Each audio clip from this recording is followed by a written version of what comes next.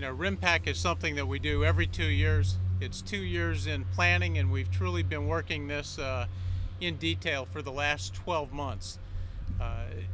That is what we are trying to accomplish with RIMPAC, is training for ourselves, not necessarily sending message, but training, preparedness, being able to affect operations across the complete spectrum of operations when and where required. So to read more to RIMPAC into that, trying to read current events into it would be inappropriate and is certainly not something that was part of the structure or the intent of the exercise.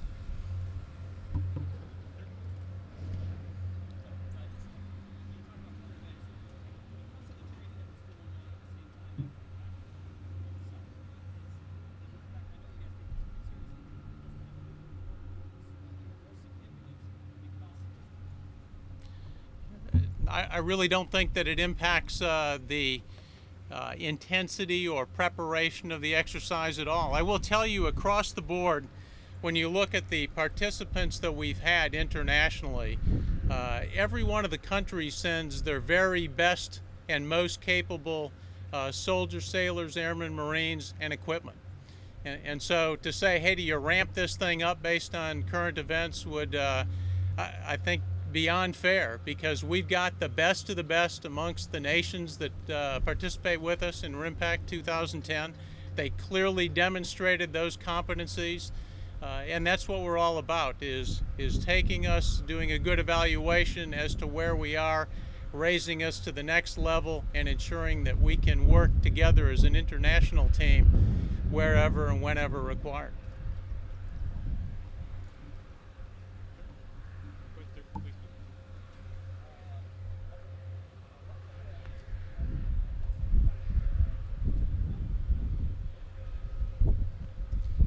Yeah, the question, as I understand, is what's different, or the greatest difference between RIMPAC 2008 and 2010.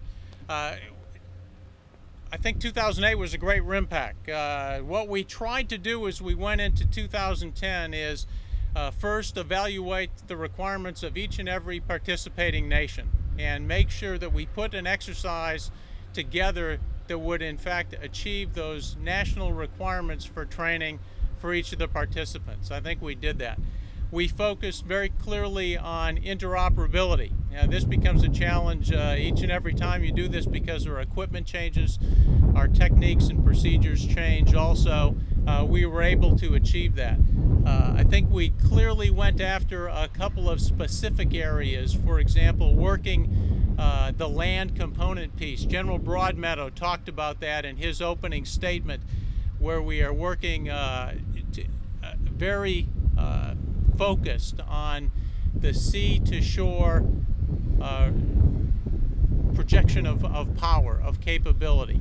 And so taking Marines and soldiers from amphibious platforms, operating them throughout the Hawaiian chain, which we did, is a very important piece. So I think we did that to a greater extent than we have in the past, so that sea-ground integration became a very important piece.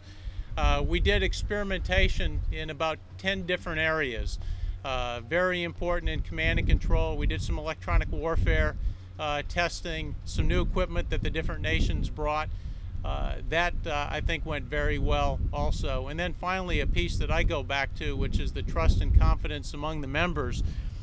This particular RIMPAC, we ensured that we had international partners in virtually every one of the key command structure pieces that we had for RIMPAC. And so they were either the deputy or the primary as a component commander, and I think that drove quite a bit of international flavor and took us to a higher level for planning and execution.